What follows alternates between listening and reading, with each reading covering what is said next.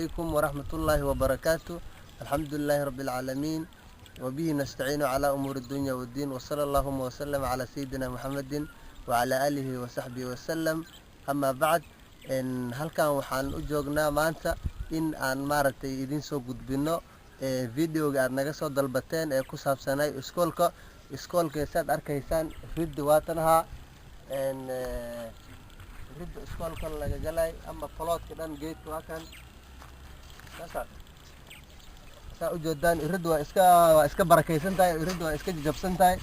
Marka waxaa waay kulley plootka waa inta waa plootkii intana waxaa waaye waa sandaqadii yareed ama dabakaayadii yareed waaye. inta waa xafiiska ama sandaqad ahaanta waa ujeeda waa iska temporary material oo iskuulka macalinka dee meeshii uu bare ku qaadan lahay sidaad ogtihiin ma laha. waa kana hadaad ujeediin xafiis jingada waaye, xafiis waana kiosk yar len meeshii ma laha wax oo maaragtay building kale ma laha. marka dabakaayad yar oo meesha kusii dhisneedan xafiis ahaan ka dhiganay. marka xafiisna maxay aheedey ma noqonay sida ogtihiin waa fahansantiin. halkaana waa compoundkii, compoundka aad buu u weyn yahay. waa compound aad u weyn ilaa iyo maaragtay ilaa iyo adiga waxaa waaye ilaa 50 iyo dhowr mitir waaye. plootka aad buu u weyn yahay, hataa ugu yaraan hataa waxaa waaye 10 fasal waa gaari haddii loo dan yeesho in laga dhiso. hadda laakiin waxaa noo dhisan hal qol oo cariis ah. halkan waa classroomkan waa ujeediin waxaa waaye classroom maasha Allah waaye. nin kasta oo maaragtay cariis yahay waxaa waaye waa classroom waa cariis temporary materials ka hagaagsan yahay. aad buuna u yaryahay maasha Allah. laakiin alxamdulillah waxaa waaye gudahana ardayda iyo wixii dhan maaragtay ku jiraan waan geli doonaa. rahmatullahi wabarakaatu. maanta meeshaan waxaan iskugu imaadnay in maaragtay aan duubno iskuulka cusub oo magacana maaragtay aan magac cusub oo maaragtay magac khayri aan u bixino.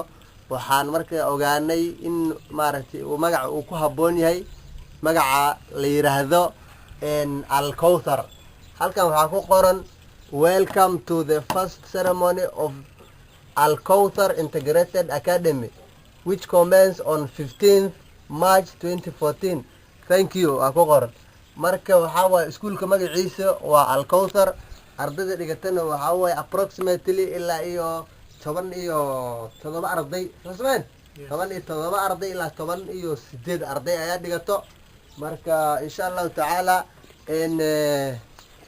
waxa yar waxaan dul mari doonaa cashirkii ama casharada aan hore u soo baranay ayadoo ardayda aan maaragtay wax yar oo si test ah oo imtixaan aan ahayn laakiin si test aan ka qaadayno oon ogaanayno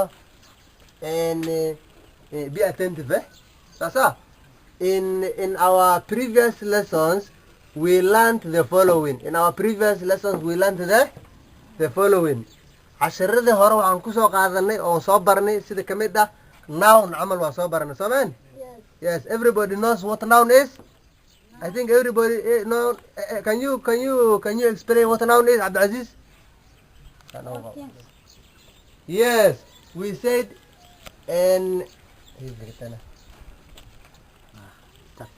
I start. We said noun is the name of a place, thing, or person. Name of a person, thing, or place. Good example of noun. Abdi. Yes, Abdi is a noun. Abdi is a noun. Place. Nairobi is a name of a place. Nairobi is a name of a place. Okay. Nairobi is a name of a place. Okay. Name of a person, place, or thing. Okay. Example of thing. Desk. We say desk is a It's a name of a thing, and it becomes what?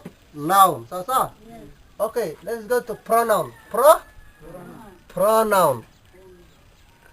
Who can tell me about pronoun? Yes, Ismail. Pronoun is a word that tell us. Yes. Pronoun is the word that tell us more about noun. Very good. Very good.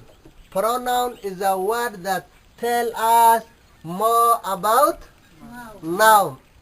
It tell us more about example. Example of pronoun. He, He is a pronoun. She is a pronoun. they, They is a pronoun. It is a pronoun. So. Yes. We also learned about verb. Verb. Who can tell us what verb is? Yes, stand up. Verb is a Doing what? verb is a doing what? For example, for example. Example of verb. Who can give me an example of verb? Yes, Abdi is a running. not only running. Running, coming, going, sitting, eating, cooking, writing. All these are example of verb. So, there's also adverb. Who can tell me about adverb? What adverb is? Adverb is a Stand word- up. Adverb is a word that tell us more about verb. Adverb is a word that tell us more about verb. Very good. Can you clap for him? Very good.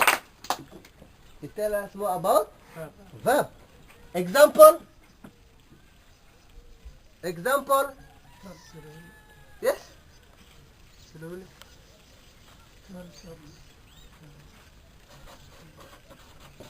Slowly. Loudly. Quickly. Loudly.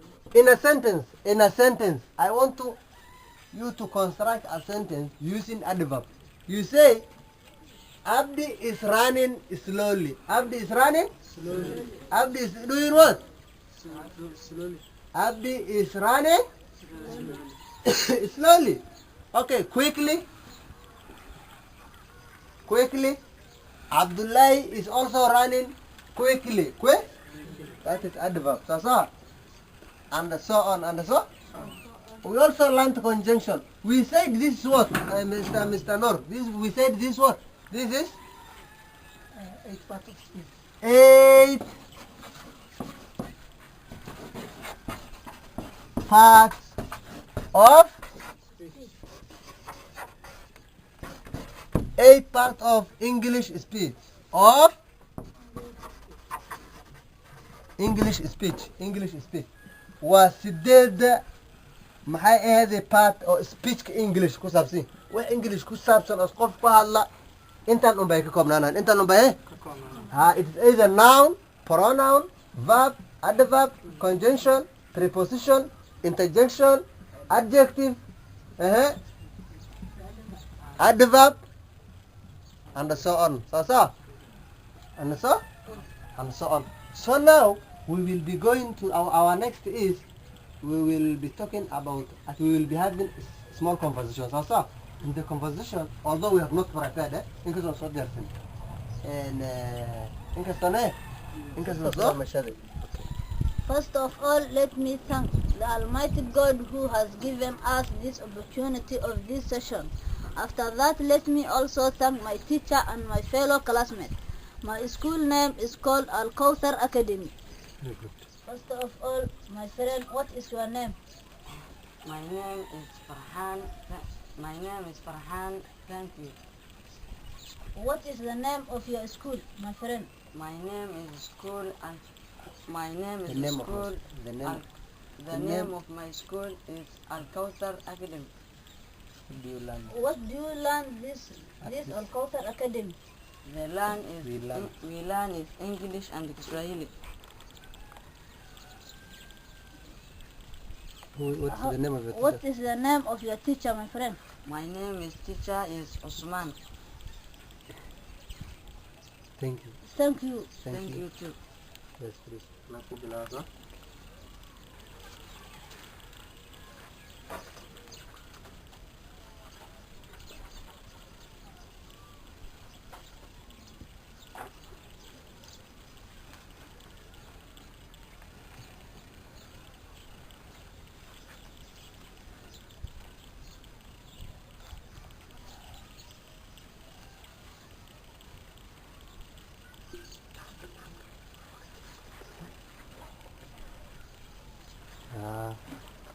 السلام عليكم ورحمة الله وبركاته. magacaygu waa macalin cusmaan cabdi maxamed, macalinka iskuulka cusub ee la furay taariikhda marka ay ahayd 13 bishii koobaad. iskuulka magaciisa oo loo bixiyey Al-Kawthar Integrated Academy oo ku yaala Busley. iskuulka wuxuu ku yaalaa Busley, Mandera, Kenya. iskuulka ardaydiisa waxay ka kooban tahay ilaa iyo 18 arday oo maaragtay dhammaan wada active ah, maasha Allah. iskuulka waxaa waaye waa iskuul cusub, kulley iskuul cusubna waad garanaysaan. qolkaanada waad u jeedaan kulley sawirka u hayaa. waxyaabaha maaragtay hadda naga maqan oon tabayno waxaa waaye fasalka oo nagu yar, saas maha? fasalka oo nagu yar, dheestihii oo nagu yar. again waxaa kaloo u baahnaan lahayn maaragtay school board aan u baahannahay, oo sidaan jecelnahay school board oo iskuulka macnaheed magaciisi ile iskuulka board buule oo magaca iskuulka Al-Kawthar Integrated Academy boardka banaanka lagu dhijin lahay si loo soo aqoonsado.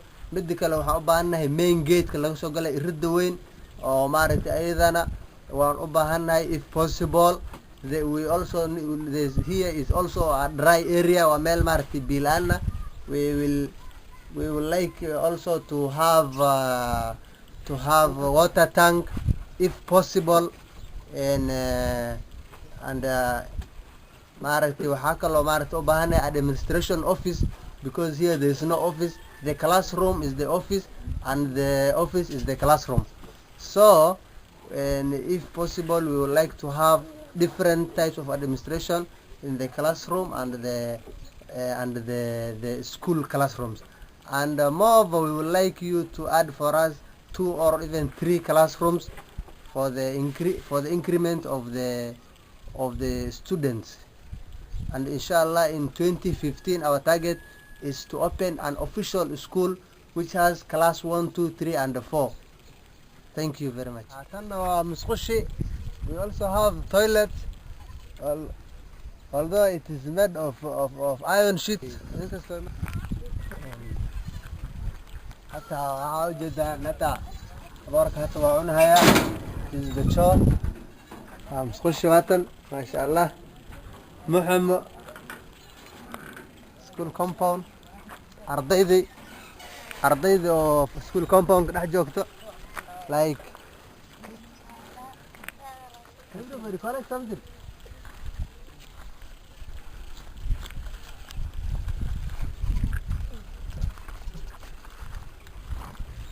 Continue. Okay.